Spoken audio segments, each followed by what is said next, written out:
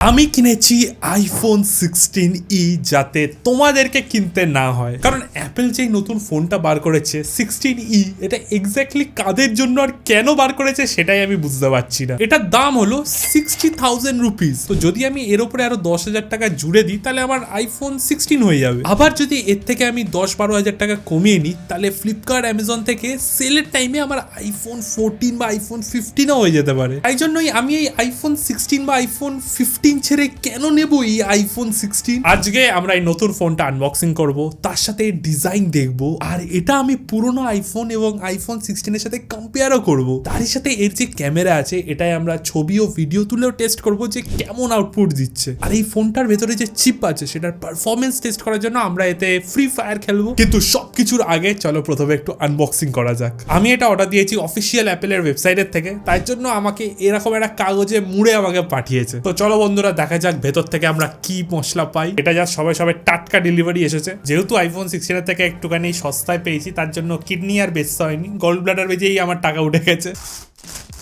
আর বন্ধুরা এই কাগজের ভেতর থেকেই বেরিয়ে আসছে আমাদের আইফোন 16e এর বক্স। এটা অ্যাকচুয়ালি অ্যাপেলের অফিসিয়াল বক্স, মানে অ্যাপেলের ওয়েবসাইট থেকে অর্ডার দিলে এরকমই একটা বক্সের ভেতরে তারপরে আইফোনের বক্সটা পাবে।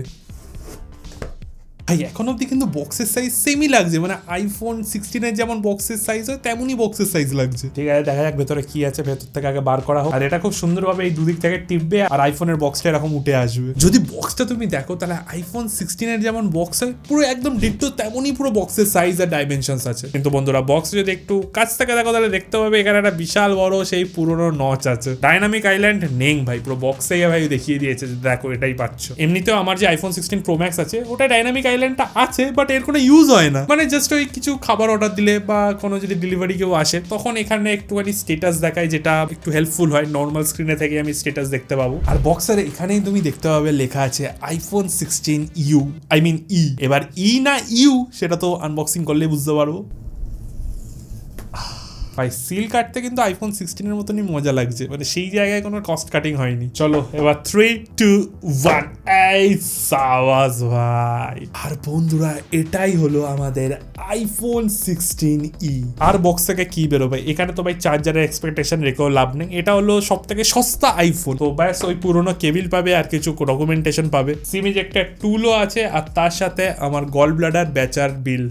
আর বন্ধুরা এর যে পিল আছে চলো ওটাকে তোলা যাক। 3, 2, 1 এবার আমাদের নতুন 16e আমরা ডিজাইন দেখবো, তার সাথে ডিসপ্লে কেমন হয়, প্রসেসর কেমন, আর লাস্টের ক্যামেরা টেস্টিংও করা হবে। বাট সবার আগে আমরা দেখবো এর ডিজাইন আর বিল্ডটা। এবার দেখো দুটো কালার আছে, একটা হলো হোয়াইট একটা হলো ব্ল্যাক। আর যদি তুমি পেছনে দেখো তাহলে কিন্তু এখানে তুমি অ্যাপেলের লোগো দেখতে পাবে, আর তার সাথে এই সিঙ্গেল ক্যামেরা মডিউল। আর এই সিঙ্গেল ক্যামেরা দেখে ক্যামেরাটা অদ্ভুত লাগছে ভাই। আজকাল 20-25 হাজার টাকা তো ছেড়ে দাও, 10-8 হাজার টাকার ফোনেও ভাই 3-4টা ক্যামেরা থাকে, সেখানে 60 হাজার টাকার ফোনে সিঙ্গেল ক্যামেরা, এটা দেখে বুকটা কেমন করছে। বাট আমাদের যে অ্যাপেলের SE সিরিজটা ছিল না সেখানে কিন্তু এরকমই ডিজাইন থাকতো, মানে একটা ক্যামেরাওয়ালা। এটা হলো আমাদের 16 আর এর পাশে হলো 16e। দুটো সাইজ, ফুটপ্রিন্ট কাইন্ড অফ পুরো সেম টু সেম। এবার যদি এটা আমি আইফোন 16 এর সাথে কম্পেয়ার করি তাহলে ওয়েটটা কাইন্ড অফ সিমিলারই লাগছে, মানে দুটোর মধ্যে অতটা ডিফারেন্স কিন্তু আমি পাচ্ছি না ওয়েটে। একটু হয়তো আইফোন 16টা হেভি লাগতে পারে, বাট এছাড়া পুরো সিমিলার কাইন্ড অফ ওয়েট। এবার কেন এটা 16 এর মতন লাগছে বলো তো, কারণ সামনেও এর সেই গ্লাস আছে, পেছনেও সেম গ্লাস আছে, সাইডে অ্যালুমিনিয়াম আছে, তো সেম জিনিস পুরো। হয়তো এই জন্যই এই ফোনটা হাতে নিলে তোমার একটু প্রিমিয়াম ফিলটা কিন্তু আসবে। বাট যদিও আর বিল্ডটা আর ফিলটা একটু প্রিমিয়াম লাগতে পারে তোমাদের, বাট ভেতর থেকে আবার একটু ফাঁপা আছে, মানে কস্ট কাটিং কোথাও তো করেছে। এবার বলছি কোথায় করেছে। আইফোন 16e তে আমরা যে USB টাইপ সিটা পাচ্ছি না, এটা অ্যাকচুয়ালি টাইপ সি 2.0, যার মানে এতে আমরা চার্জিং আর ডেটা ট্রান্সফার স্পিড স্লো হলেও সাপোর্ট পেয়ে যাবো। বাট যে ভিডিও আউটপুটের অপশনটা আছে সেটা কিন্তু এতে নেই, যেটা আমরা আইফোন 16 এবং আইফোন 15 দুটোতেই কিন্তু পাই। এবার যদি এই সিমিলার প্রাইস পয়েন্টের যদি অ্যান্ড্রয়েড ফোনের সাথে কম্পেয়ার করি তাহলে iQOO 13 এ আমরা টাইপ সি 3.2 পাচ্ছি, যার মানে হলো চার্জিং বা তোমার ট্রান্সফার স্পিড দুটোই ফাস্ট এবং এফিশিয়েন্ট হবে কম্পেয়ার টু এই টাইপ সি 2.0। আর একটা জিনিস যেটা তুমি পাবে না সেটা হলো এই সাইডের ক্যামেরা কন্ট্রোল। যেই ক্যামেরা কন্ট্রোলটা আমরা আইফোন 16 এ পাই তেমন কিছুই না বন্ধুরা, টিপলে তোমার ক্যামেরা খুলে যাবে। পুরো ফুল 2 রুপিস ফিচার। এটা এত বাজে জায়গায় প্লেসমেন্ট আছে, মাঝে মাঝে ভুল করে খুলে গেলে ভাই খুব মাথা খারাপ হয়। অ্যাপেল অ্যাকচুয়ালি বানিয়েছে এরকম ভাবে ধরে ইউজ করার জন্য, বাট আজকাল এরকম ভাবে ভিডিও কেউ নেয়ই না, এরকম ভাবেই সবাই ভিডিও নিচ্ছে এই শর্টস আর রিলস এর যুগে। চলো বন্ধুরা, এবার আমাদের আইফোন 16e আমরা টার্ন অন করবো দেখার জন্য ভেতরে কি কি মশলা আর ঘাপলা আছে। চলো 3 2 1।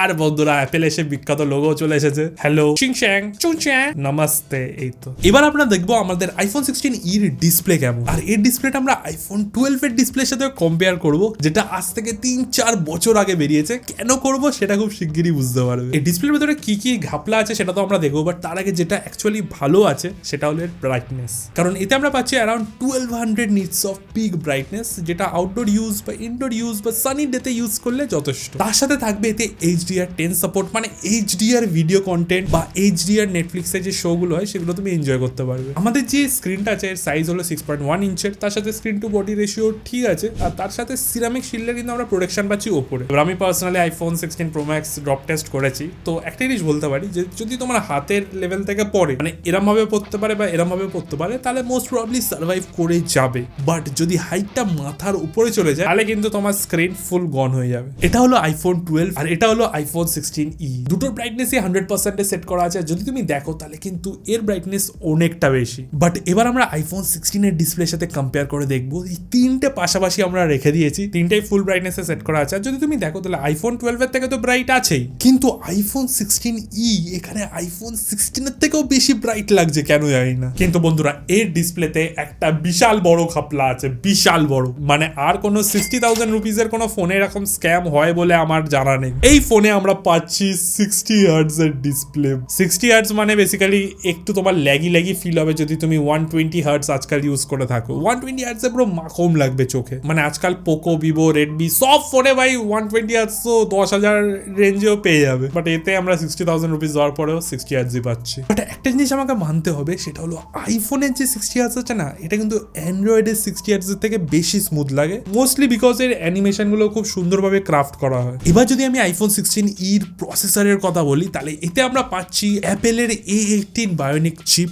সেম চিপ যেটা আমরা আইফোন 16 এ পাই, তাই তো? না বন্ধুরা, এটা যদিও অ্যাপেলের অ্যানাউন্সমেন্টে বলা হয়েছিল, বাট এটা পুরোপুরি ঠিক না। স্ক্যামটা আমি বলছি, বাট ফার্স্ট অফ অল এতে আমরা হেক্সা কোর প্রসেসর পাচ্ছি, যেটার হাই পারফরমেন্স কোর ক্লক করা হয়েছে 4.04 গিগাহার্টজ এ। তার সাথে এতে 4টে এফিসিয়েন্সি কোর বা ই কোর্স পাবে, যেটা ক্লক স্পিড হলো 2.20 গিগাহার্টজ এর মতো। এবার যদি এটা তুমি AnTuTu স্কোর দেখো তাহলে 1.6 মিলিয়ন স্কোরস আমরা পাচ্ছি, যেটা ঠিক আছে, ভালো। কিন্তু বন্ধুরা এর যে সবথেকে বড় স্ক্যাম সেটা কি জানো? এই A18 বায়োনিক চিপ আমরা সেম আইফোন 16 এও পাচ্ছি, বাট আইফোন 16 এর যে A18 চিপ আছে তাতে জিপিইউ কোর্স এর থেকে বেশি আছে। তার মানে টেকনিক্যালি কিন্তু এর A18 chip not as capable as iPhone 16 এর A18 চিপ। এবার যদি এই রেঞ্জের আমরা অ্যান্ড্রয়েড ফোন দেখি, যেমন কি তোমার iQOO 13 বা রিয়েলমি GT7 Pro, এইসব ফোনে না আমরা পাচ্ছি স্ন্যাপড্রাগনের 8 এলিট চিপ। এবার সেটা যদি আমরা AnTuTu স্কোর কম্পেয়ার করি আমাদের এর সাথে, তাহলে ওটা কাইন্ড অফ অন পেপার এর থেকে বেটার, বাট যদি তুমি এটা রিয়েল লাইফ সিনারিওতে ইউজ করো আর টেস্ট করো আর দেখো, তাহলে খুব একটা ডিফারেন্স তুমি পাবে না। বাট এতে আমরা ফ্রি ফায়ারও খেলে দেখেছি, আর ফ্রি ফায়ার খেলার সময় এমনিতে কোনো প্রবলেম হয়নি বা ল্যাগ হয়নি, বাট অনেকক্ষণ ধরে যদি কন্টিনিউয়াস ফ্রি ফায়ার খেলো, তার সাথে ব্যাকগ্রাউন্ডে কিছু টাস্ক করো, হয়তো তুমি একটু ডিফারেন্স বুঝতে পারবে compare to other Android in same budget. দেখো বন্ধুরা, আইফোন বেসিক্যালি লোকেরা নেয় দুটো কারণের জন্য, একটা হলো হাওয়াবাজি আর একটা হলো তোমার এর ক্যামেরা। এই একটা ক্যামেরা হলো আইফোন নিয়ে হাওয়াবাজি কতটা হবে আমি জানি না,